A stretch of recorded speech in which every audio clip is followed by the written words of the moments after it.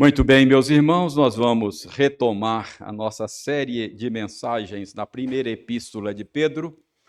Para aqueles que estão nos visitando ou nos acompanhando aí à distância pela internet, saibam que nós temos o hábito de pregar uma série de sermões em um livro da Bíblia.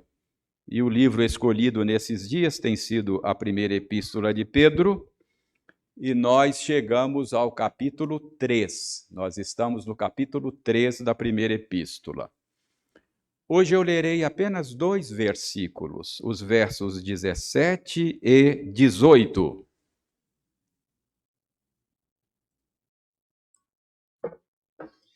É sempre bom lembrar também que eu estou usando uma versão da Bíblia que talvez não coincida com a sua. Aqui na nossa igreja, a maioria das pessoas usam a Almeida Revista e Atualizada, e eu estou usando a Nova Almeida Atualizada. Então, há pequenas diferenças aí na linguagem, mas nós temos nos entendido bem a despeito da versão diferente. 1 de Pedro 3, 17 e 18. Eu leio, você acompanhe silenciosamente.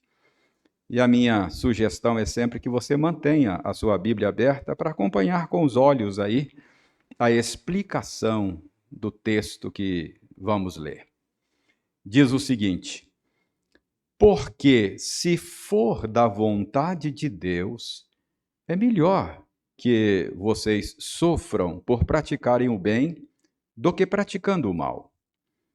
Pois também Cristo padeceu uma única vez pelos pecados, o justo pelos injustos, para conduzir vocês a Deus. Morto sim na carne, mas vivificado no Espírito. Vamos orar, pedindo ao Senhor que nos ajude a ter uma boa compreensão daquilo que acabamos de ler. Damos-te graça, Senhor, por nos permitires pisar os teus átrios mais uma vez. Nenhum de nós merece estar aqui. Aqui estamos porque um cordeiro foi esmagado no nosso lugar. Damos-te graças por essa pequena porção da tua palavra que acabamos de ler. E agora que vamos nos esforçar para entendê-la, que o Senhor nos ajude, nos guie de uma maneira tal que nós consigamos uma boa compreensão do sentido destas palavras. E que estas palavras sejam vivas e eficazes nesta noite. Que elas caiam no nosso coração e que elas promovam em nós aquelas mudanças que o Senhor deseja. Nós oramos em nome de Jesus. Amém. Se você vem nos acompanhando nesta série de mensagens já há mais tempo, você já sabe que Pedro escreveu esta carta para ajudar os crentes que estavam dispersos na Ásia Menor e que estavam sofrendo hostilidades, que estavam sofrendo deboches por causa da identificação deles com o Senhor Jesus.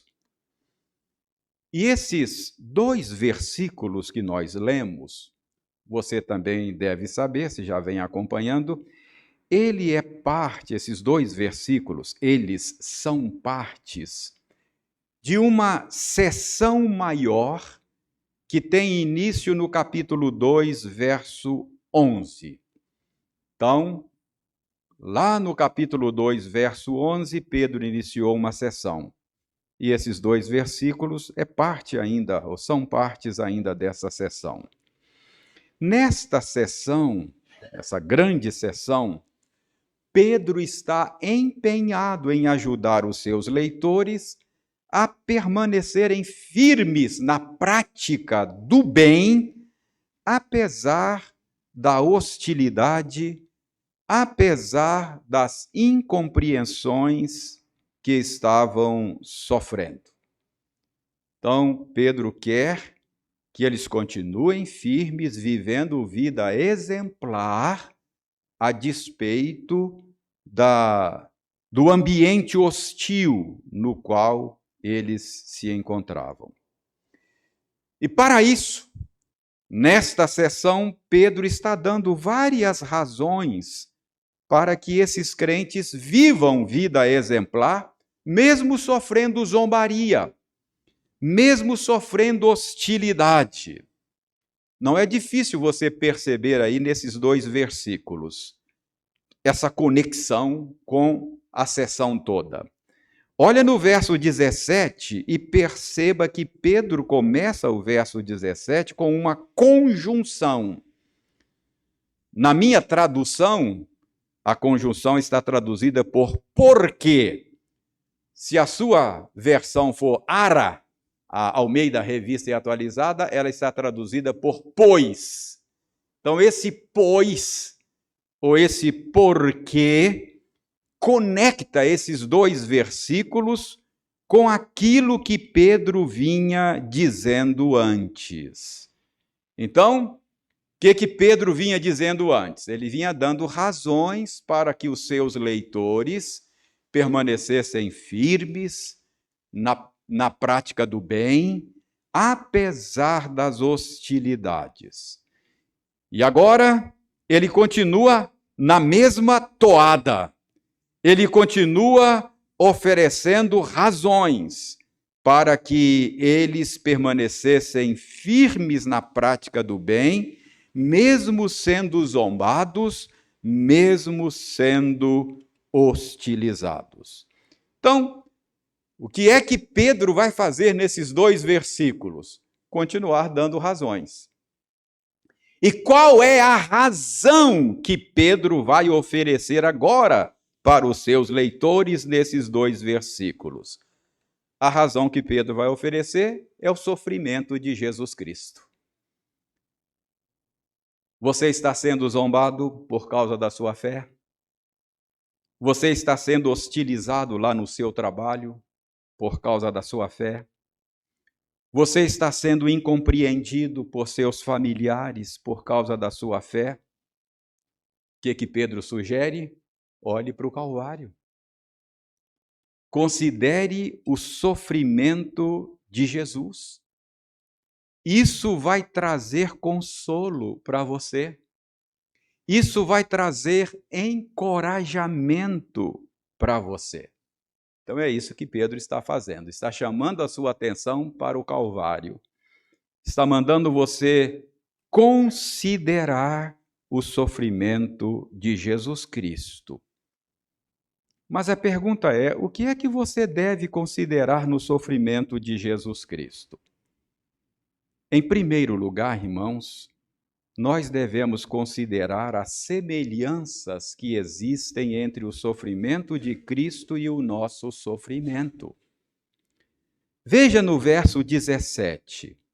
No verso 17, nós lemos que, se for da vontade de Deus, é melhor que soframos por praticar o bem do que por praticar o mal. E aí no verso 18, Pedro diz, pois foi assim que Cristo sofreu.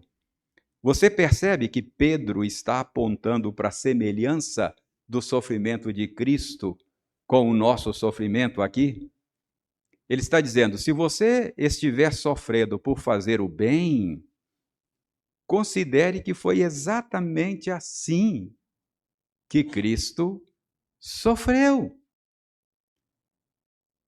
E se você considerar a semelhança do nosso sofrimento com o sofrimento de Cristo, você vai encontrar consolo, você vai encontrar encorajamento.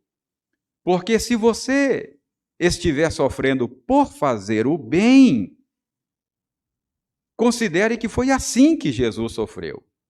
Isso vai ajudar você. Porque se você considerar isso, você vai descobrir que você está em boa companhia. Se você considerar que Cristo sofreu exatamente por fazer o bem, se você considerar esta semelhança do sofrimento de Cristo com o nosso sofrimento, você vai descobrir que você está do lado certo da história. Está do lado de Jesus. Então, irmãos, a primeira coisa que Pedro quer que você faça é considerar que o seu sofrimento não é diferente do sofrimento de Jesus.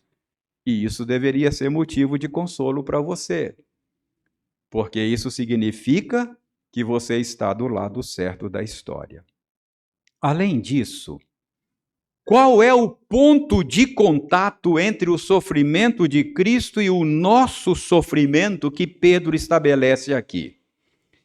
Irmãos, o ponto de contato é a vontade e o propósito de Deus. Olhe novamente o verso 17. Pedro diz: se for da vontade de Deus que vocês sofram por fazer o bem, foi assim que Cristo sofreu. Verso 18. Ou seja, Pedro está dizendo que o nosso sofrimento, como o de Cristo, não acontece fora da vontade de Deus. Irmãos, que o sofrimento de Jesus não aconteceu fora da vontade de Deus era a convicção dos cristãos do primeiro século. Por exemplo, certa vez Pedro e João foram presos. Sabem por que eles foram presos? Sabem qual foi o crime que eles cometeram? O crime de curar um homem coxo em nome de Jesus na porta do templo, lá em Jerusalém. Então, eles estavam sofrendo por fazer o bem. Eles foram presos, foram interrogados pelas autoridades e, em seguida, foram liberados sob a ameaça para pararem de pregar o Evangelho. E a narrativa do livro de Atos diz que quando eles contaram para a igreja o que aconteceu, a igreja orou mais ou menos da seguinte maneira: Senhor, tu disseste no Salmo 2 que os reis da terra se levantam contra o Senhor e contra o teu ungido. E de fato, Senhor, isso está acontecendo aqui em Jerusalém, porque as autoridades se levantaram para fazerem contra Jesus tudo o que a tua mão e o teu propósito predeterminaram. Então, esta oração da igreja primitiva nos mostra que os primeiros cristãos estavam convencidos de que os sofrimentos de Cristo no Calvário não foram casuais. Foi tudo segundo a vontade e o propósito de Deus. O que aconteceu no Calvário não foi senão aquilo que a mão e o propósito de Deus havia determinado previamente. Então, o que Pedro está dizendo aqui é que o nosso sofrimento não é diferente. O nosso sofrimento, como o de Cristo, acontece debaixo da supervisão e do controle do Senhor.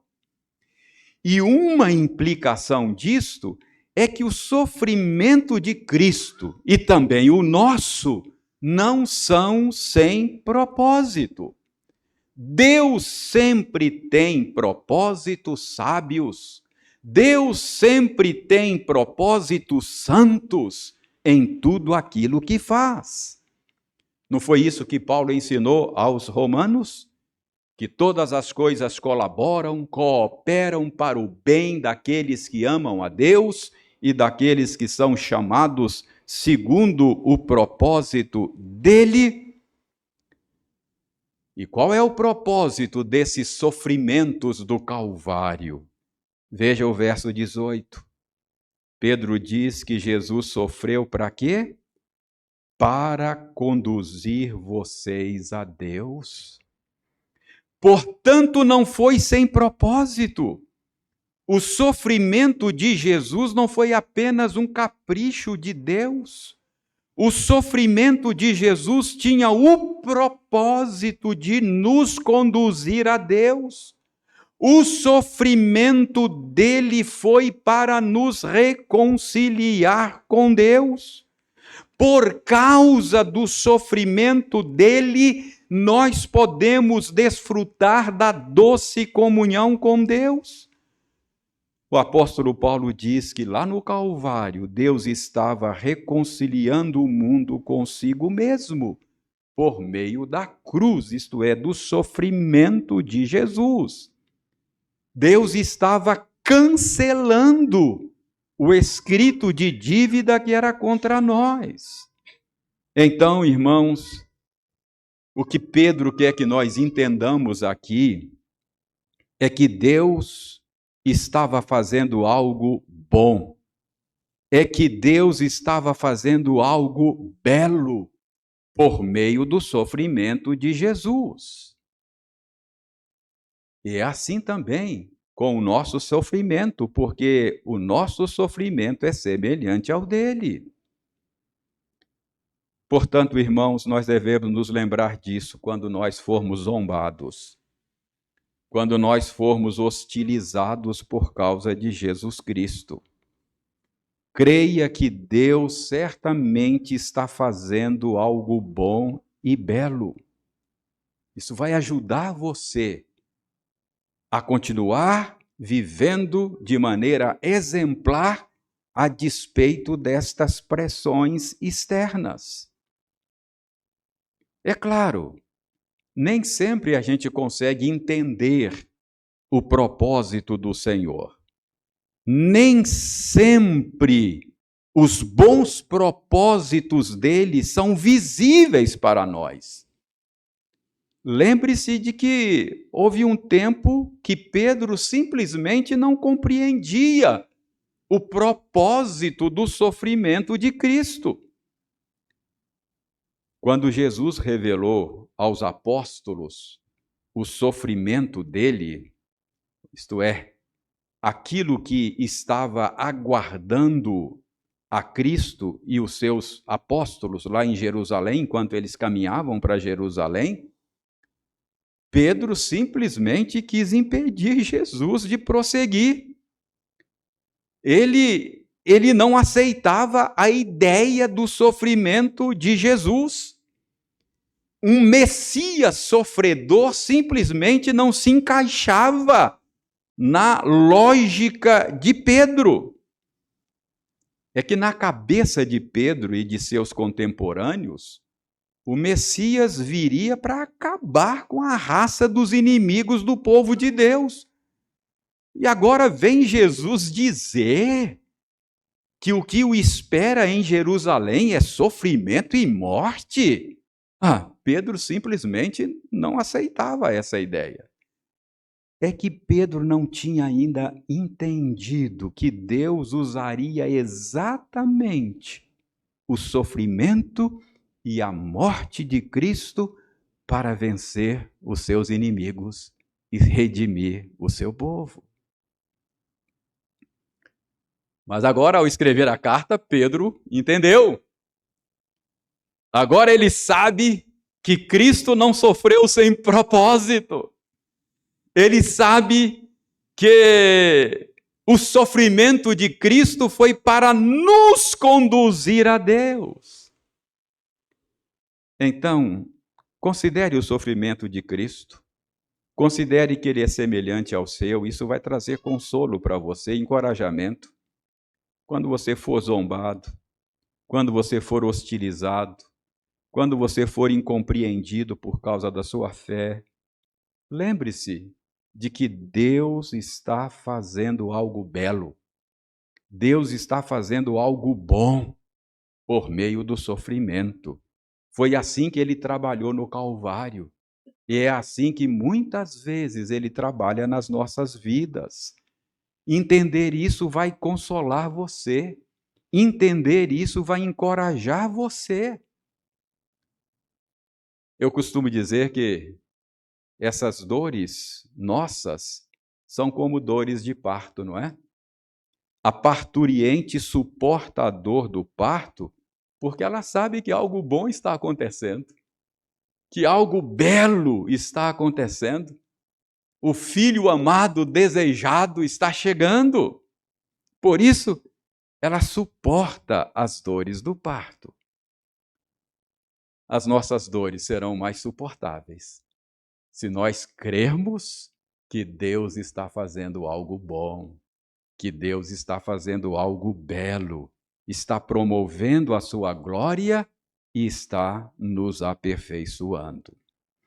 Mas além de considerar as semelhanças, nós devemos também considerar as diferenças entre o sofrimento de Cristo e o nosso sofrimento. Veja aí no verso 18. Pedro diz que Cristo padeceu uma única vez pelos pecados, o justo pelos injustos. Então, se há semelhança, há também diferenças. Essa parte do verso 18 nos ensina que o sofrimento de Cristo não é da mesma natureza do nosso sofrimento. O sofrimento de Cristo tem uma natureza vicária, tem uma natureza substitutiva. Veja aí, Pedro diz que foi um sofrimento do justo que sofria pelos injustos. Como é que isso pode trazer consolo e encorajamento para nós? É que Jesus é o único justo sofredor da história. Jesus é o único justo que pisou na face da terra. Ele é o único que tem justiça própria. Nós somos justos nele. Nós somos justos por causa da justiça dele. Mas por natureza a Bíblia diz: não há um justo sequer. Então, quando as coisas desandarem e você for assaltado por aquele sentimento de autocomiseração, lembre-se desta diferença entre o seu sofrimento e o sofrimento de Jesus. Jesus, sim, era justo. Jesus, sim, sofreu sem merecer. Mas, irmãos, falando sério aqui para nós não. Nós somos injustos.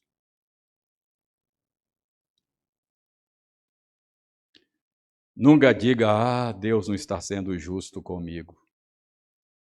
A última coisa que eu quero é que Deus seja justo comigo. Porque se Ele me tratar com justiça, significa que Ele vai dar a mim o que eu mereço. Eu não quero que Ele me trate com justiça. Eu quero que Ele me trate com misericórdia, com graça. Eu sou injusto. De fato, meus irmãos, todos nós sempre sofreremos menos do que merecemos. É como dizia aquele puritano inglês lá do século XVII, quando as pessoas perguntavam para ele: e aí, como vão as coisas? Ele dizia: para um pecador que merece o inferno, está de bom tamanho. Por pior que seja a situação, sempre estará de bom tamanho. Sempre estará de bom tamanho. Você entende a diferença? Jesus sofreu como justo. Nenhum de nós sofre como justo nesse sentido. Isso deveria consolar o nosso coração. Outra diferença entre o sofrimento de Cristo e o nosso é que o sofrimento dele tem uma natureza judicial. O sofrimento dele tem uma natureza punitiva. Pedro diz aí no verso 18 que ele sofreu pelos pecados. Ou seja, o sofrimento dele foi uma punição judicial pelos pecados. Por isso você nunca sofrerá de maneira judicial. Você nunca sofrerá de maneira punitiva. Não é isso que a Bíblia diz? Já não há mais nenhuma condenação para aqueles que estão em Cristo Jesus. O seu sofrimento não tem natureza judicial, não tem natureza punitiva. Nunca diga quando as coisas desandarem, eu estou pagando os meus pecados. Não está. O seu sofrimento não tem essa natureza punitiva e judicial. O sofrimento punitivo e judicial que você deveria receber já caiu sobre Jesus. É por isso que você nunca sofrerá da mesma maneira que ele sofreu. A punição pelos seus pecados caiu sobre ele. O escrito de dívida, repito, que era contra você, já foi cancelado. Deus não está cobrando absolutamente a conta de você quando as coisas desandam. Eu sei, você pode até sofrer as consequências do seu pecado. Pode. Mas isso não significa que Deus esteja cobrando a conta. Deus está, de fato, disciplinando você amorosamente, sabe? Ele está aperfeiçoando você. Quando Deus permite que você colha os frutos amargos das suas escolhas pecaminosas, Ele só está ensinando a você que o pecado tem um gosto amargo, está deixando você provar, para você aprender. Ele quer que você entenda que o pecado não vale a pena. É disciplina amorosa. Ele quer que você aprenda a odiar o pecado. Ele quer que você aprenda a reconhecer a natureza maligna do pecado, para que você seja aperfeiçoado e aprenda a fazer escolhas mais santas. Então, quando você sofre as consequências das suas escolhas pecaminosas, Deus não está punindo, Deus não está executando de maneira judicial a sua justiça. Deus está corrigindo amorosamente o filho que ama. É mais ou menos como aquele pai ou aquela mãe que faz com a criança pequena teimosa, que já ouviu várias vezes, não põe a mão aí não que está quente, você vai queimar. E aí o pai deixa colocar a mão. E a criança põe a mão, queima, vem chorando para o colo do pai, o pai coloca no colo e fala, filho, o papai não avisou que estava quente? É assim que Deus às vezes faz conosco, ele fala, o pecado é amargo, a gente não acredita. Ele deixa a gente provar para aprender que o pecado não vale a pena. Então, às vezes, sofremos assim, mas é o Senhor corrigindo, disciplinando amorosamente e não executando justiça. A justiça já foi executada na cruz do Calvário. Além disso, meus irmãos, esse texto diz que o sofrimento de Cristo é diferente do nosso, porque o sofrimento dele foi completo e suficiente. Onde é que está isso? Verso 18. Pedro diz que Cristo padeceu uma única vez. O que isso significa? Significa que o sacrifício de Cristo foi completo, que o sacrifício de Cristo foi suficiente. Não há necessidade de repetição. Aliás, esse é um dos erros do catolicismo romano, é achar que o sacrifício de Cristo se repete a cada missa na Eucaristia. Tolice. O sacrifício de Cristo é irrepetível. Exatamente porque ele padeceu uma única vez. É isso que Pedro está dizendo aqui, indicando que o sofrimento de Cristo foi completo, foi suficiente. Portanto, ele não precisa repetir-se e ele não precisa ser complementado. Você não precisa fazer nada para ser aceito por Deus. E essa dificuldade de acreditar na suficiência, na completude do sacrifício de Cristo, não é um problema só dos católicos, não. Mesmo entre nós, existem aqueles que vivem a vida cristã como se precisasse complementar a obra de Cristo. Acham que podem melhorar a sua condição diante de Deus por meio de jejuns, por meio de longas orações, por meio de contribuição financeira, por meio de um bom desempenho moral. Eu não estou dizendo que você não precisa orar, não é isso. Eu não estou dizendo que você não precisa jejuar, contribuir ou viver uma vida moralmente respeitável. O que eu estou dizendo é que estas coisas não deixam você em melhores condições diante de Deus. Por quê? Porque a obra de Cristo não precisa de complemento. Você não é aceito por Deus com base no seu desempenho. Você é aceito por Deus com base no desempenho de Jesus. Seu desempenho é meia boca. Deus não aceitaria. A justiça dele é exigente. 9,9 não aprova, tem que tirar 10. E o único que tem desempenho 100% é Jesus. Então você é aceito por causa do desempenho de Jesus. Isso é evangelho. Evangelho é boa notícia. Quer notícia melhor do que essa? Você não precisa fazer nada. Você é aceito por causa do que ele fez. Era exatamente esse erro de achar que o sacrifício de Jesus precisa ser complementado que os apóstolos condenaram no ensino dos judaizantes do primeiro século. Os mestres judaizantes ensinavam que, além de crer em Cristo, os cristãos precisavam observar certos preceitos do judaísmo, sobretudo a circuncisão. Mas isso era negar a suficiência do sofrimento de Cristo.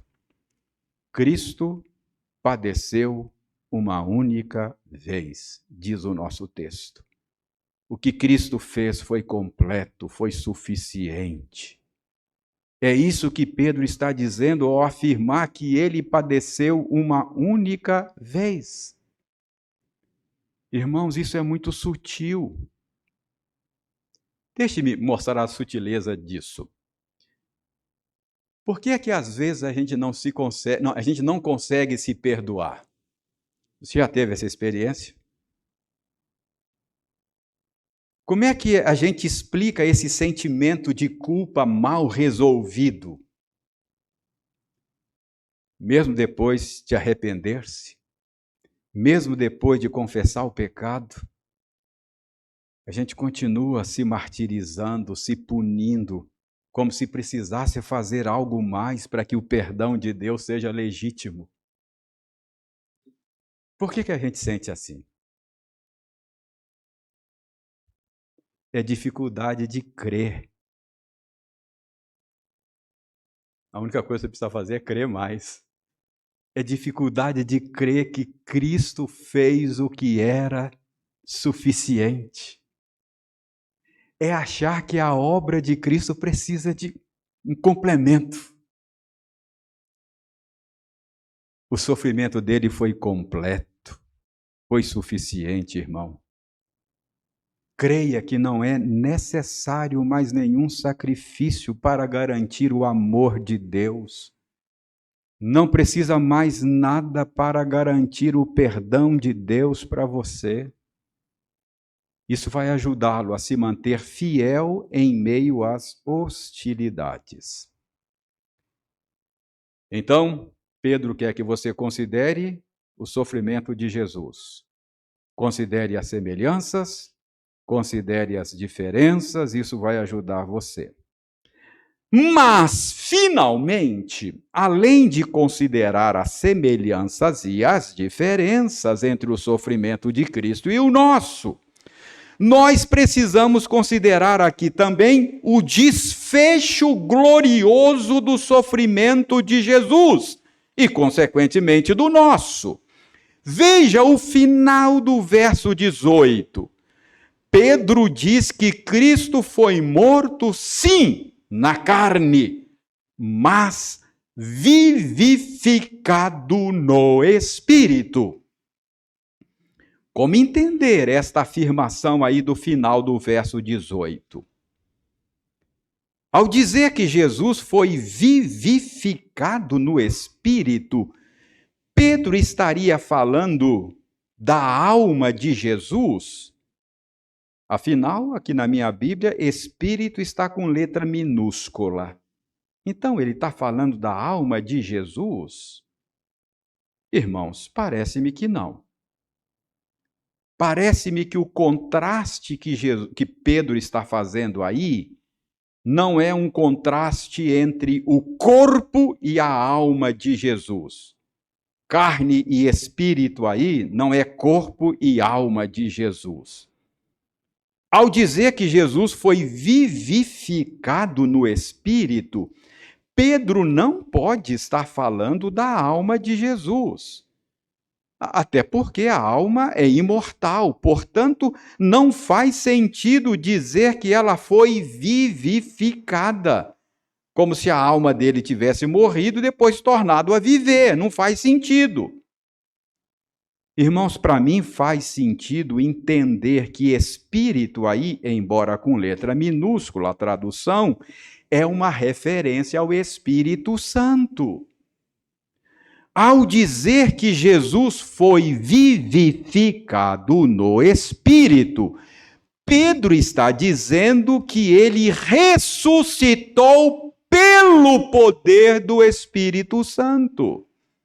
Então, o contraste que Pedro está fazendo aí no final do verso 18 não é entre corpo e alma de Jesus, mas entre a morte e a ressurreição dele. O que Pedro está dizendo é que Jesus sofreu sim. Sofreu até a morte. Mas o desfecho foi ressurreição gloriosa. Jesus sofreu até a morte, mas Deus o ressuscitou pelo poder do Espírito Santo. Isso combina melhor com o contexto, porque o que Pedro quer que nós consideremos aqui é o desfecho glorioso do sofrimento de Jesus. Ele quer que você entenda que o sofrimento de Cristo terminou em glória. E isso deve nos encorajar no nosso sofrimento. Seguir a Cristo pode envolver sofrimento. Seguir a Cristo pode envolver incompreensões. Seguir a Cristo pode significar sofrer zombarias e hostilidade. Mas Pedro quer que você entenda que se com ele sofremos, com ele também seremos glorificados. Se o sofrimento de Cristo terminou em glória, o nosso também terminará em glória. Não é assim que a gente tem cantado nesses dias, um cântico novo que aprendemos? Eu sei o fim dessa história. Não é assim que a gente cantou outro dia? Lutamos batalhas que Cristo venceu. Não é assim? Ele é o autor e o consumador da nossa fé. A vida cristã é lutar batalha que Cristo já venceu. Isso é encorajador, você já sabe o fim da história. Está sofrendo, está sendo perseguido lá no trabalho, sendo zombado lá na universidade por causa da sua fé. Esquenta a cabeça não, você já sabe como é que isso vai terminar. Você está do lado certo da história. Isso é batalha que Cristo já venceu. O sofrimento dele terminou em glória. E o nosso também terminará em glória. Irmãos, a vida cristã é como você assistir o jogo de futebol do seu time do coração num reprise, num videotape. Você está lá assistindo o jogo, mas você já sabe o resultado. Seu time toma um gol, está atrás no placar. Você fala, ih, danou. Mas você sabe, vai virar. Você já sabe o final da história. Assim é a vida cristã. Tem hora que parece que a gente está perdendo a batalha. Mas você sabe, o bem vai triunfar. O bem vai triunfar. Eu vou fazer o bem. Eu vou viver vida exemplar. Pode zombar, pode criticar, posso ser demitido, posso sair perdendo muitas vezes, mas esse jogo vai virar. Eu sei o final da história. É isso que Pedro está dizendo aqui.